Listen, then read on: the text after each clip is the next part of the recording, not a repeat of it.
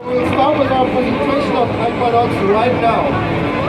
Kennt jemand von euch Aquanox noch? In Deutschland hieß das mal Schleichfahrt. Habt ihr die Hände oben wegen T-Shirt oder weil ihr Aquanox kennt? Weil ihr Aquanox kennt? Sehr gut. Prima. So we have many people here who know Aquanox, but there are also many people who does not know Aquanox. Can you tell us what is Aquanox actually?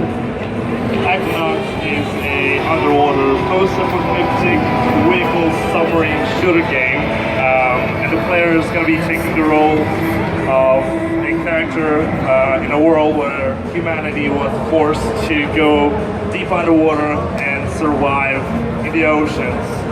It's kind of like the Wild West under the water, and the player will be able to drive around with his 4-character crew. He will be able to choose from 4 characters as he explores the world, and actually all 4 characters will be distinctively different. So depending on who your pilot is, you will be able to experience the world very differently. So I just follow a strict storyline. There are no side quests, no other missions for me? There is a main storyline, and there's quite a lot of side quests and war quests to do, because as opposed to the old Aquanox games and Schleifbar, in Aquanox Deep Descent we are allowing the player to explore the world as an open world game. So exploration is a big part of Aquanox Deep Descent. Indeed, exploration in every regard is going to be one of the main features of Aquanox Deep Descent.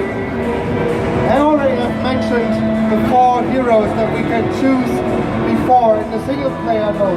But actually, we can't only play them in single player, right? Correct. 4 characters allow the players to play in a 4-player drop-in co-op multiplayer mode, which means the players will be able to open up their single player game towards the public so that their friends can join in on the game, have a lot of fun. But because all 4 characters are actually part of the storyline, when you join someone's game in co-op, you will be actually playing part of the story. You won't be a sidekick anymore. We will have a complex co-op gameplay available. And you mentioned before we have a drop-in, drop-out multiplayer. So that means I can start my game, and 2 hours later one of my friends can join, another 2 hours later the third guy can join, and if the second guy has to go for dinner or something, he can just leave and we can continue our game. Indeed, and we actually encourage this because parts of the game is going to be probably more fun in single player. You want to kind of play it alone, stealthy, but sometimes you just want to call in some friends and have some fun. So coming in and out is going to be a big part of the co-op.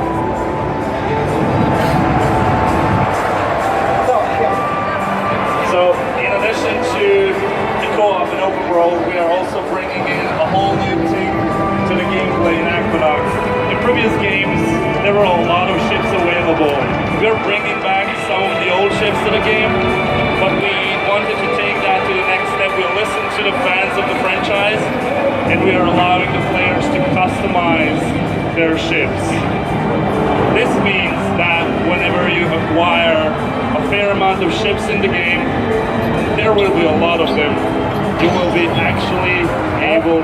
I have to make a little break, because I can now hear, ich muss mit der Regie reden. Können wir vielleicht mal den Sound vom Computer kriegen und nicht den Sound von den Trailern? We have a different sound here, another sound that we do not need. We want to hear the sound from the game. I just told the guys in the back. Sorry for interrupting you. Okay, we can go ahead. Okay, the sound's back. So we will bring a lot of ships back, like the Succubus and Deimos from the old games, but we're taking this to the next step, allowing the players to rip apart the ships that you acquire and put them back together. This is a modular ship system, and you can kind of imagine this like in a typical RPG where you have the different armor pieces on you, because it also affects your stats, not just visually, and depending on the equipment that you put together for your ship, you will be able to really customize and craft your own gameplay experience. Wow, der Gaming Sound ist very loud. Der Spielsound ist ganz schön laut, liebe Regie.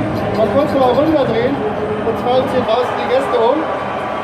Okay, I guess we are good to go now. Sorry for the interruption. Let's go ahead. So, in addition to customizing your ship, we're bringing in secondary weapons, much like in Schleifbard or Archmedian Dynasty, in addition to the primary weapons available. This means that we want the player to be able to play either tactical or guns blazing or whichever way you kind of like. When you equip secondary weapons, you can program them to be auto-aiming onto AI or bring down torpedoes and mines, shoot backwards if someone is shooting at you trying to assassinate. So how many different versions of ships are there in the game? There are a lot, and actually with the modularity there is like 500 million combinations available. Cool. So upgrading the ship does not only give us advantage when we are in combat, we also have to upgrade the ship to do more exploration. Indeed, because we are in an open world game this time, and we really wanted to make the game not just flat, we wanted to make it very vertical in every regard. That means that you will have to upgrade your ship into a higher tier in order to be able to go down to the bottom of the ocean.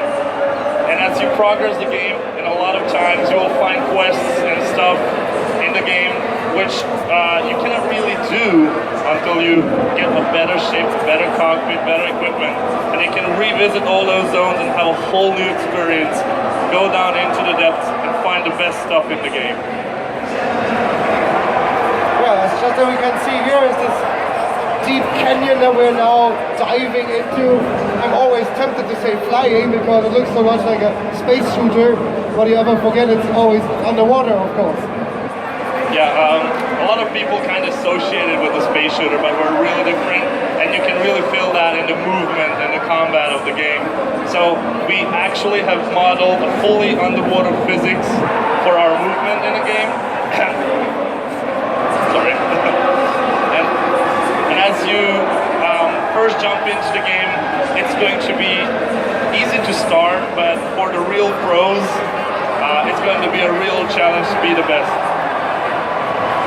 So the combat feels much different from the regular space game because all the ships are going in a more smoother way, let's say like this. They all feel like a bit damped. They can't move so quickly as you would expect in space. There is no water around you, obviously. And so you have to keep that in mind when you are in combat, right? Yeah, it's going to be fully inertia based, so you need to be careful not to go really fast into any direction, because when you stop pressing the buttons, your ship will keep on going, and that makes you really exposed to some nice shots. Yeah, but if you use this as a strategy, I mean, I can go in that direction, turn my ship while I'm floating still in that direction, and fire to the left, for example. Indeed, that's one of the great examples. It's really nice that you can exploit the physics this way. We also have the active dodge system where you can just jump around, and that can really confuse your enemy because we will have classic multiplayer as well in the game, which you can see here.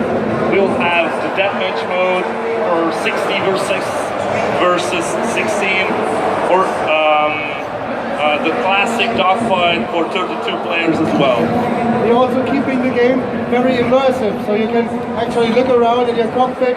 There's not just a menu that you open, but you are facing a screen in your cockpit. Yeah, we really wanted to keep the player 100% in the game. Our environment is very moody, and if we would have a lot of pop-ups, it would take you out of the game.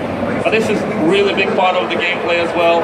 When you play multiplayer, you have everything available to customize and change yourself. As we can see in the video right now, the player just changed his weapon to a long-range precision weapon and just ambushes these players in their back. So we have learned some people here already know the old Aquanox games. So is Aquanox Deep Descent like the next game in the line, or is it like a different approach? Sorry. Aquanox Deep Descent is not the next game.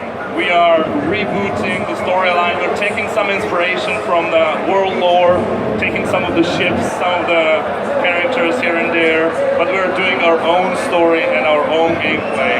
We're actually placing the gameplay closer to Schleifbard. Some of our fans are really happy about that. It's kind of a blend between Aquanox 1 and 2 and Schleifhard. So there is absolutely no need for me to have played the other games, the old games before. I can just jump right into the game and I will understand everything.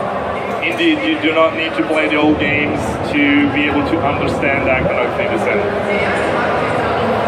Now, what we can see in the video right here is, because we're open world, we are actually working a lot on giving you, the player, a lot of content to explore and find. This includes NPCs fighting for dominance in the game world, and the player can choose a side which will build his reputation towards any of the many factions. This will not going to be tying into the story. In fact, it's going to affect how you experience the game, because when you are in good terms with any of the factions, you get to acquire their best equipment, their best gear, and the different factions have really different gear. And then again, depending on which character you use as pilot, you can really customize the game to your own liking, from being stealthy, long-range sniper, close range with some really close-range shotguns, or just bomber, guns blazing straight in. Yeah, when we talk about a little bit more about the world, how you get a living world underwater is a hard task. So you have added some structures down below, and plus there are sunken cities, right?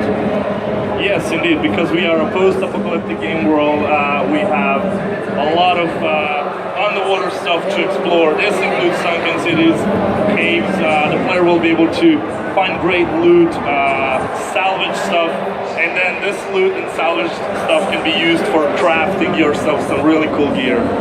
Alright, so we are closing the end of our presentation, and now we're coming to the most important question: when can we play Aquanox? Okay, so do we have any Kickstarter backers here from Aquanox last year? No Kickstarter backers, okay. So our Kickstarter backers will be able to play the alpha and beta in the coming months. We will also have an open beta multiplayer via early access by the end of the year. And then next year in May, June is when the game itself comes out. Alright, so we are early access, and after that we have the launch. And do you know when the open beta will start?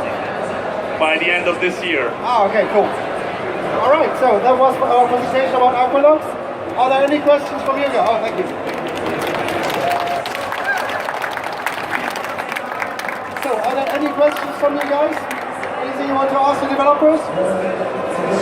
You can also ask in German, and I will try to translate if you want. Oh.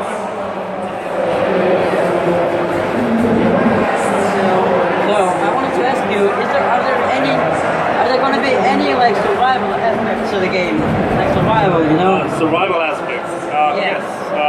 Because the game world is playing in a very harsh environment, we're kind of trying to make the player feel that even the smallest mistakes will be very dangerous. Environment will be really harsh, environmental damage, water current, and so on.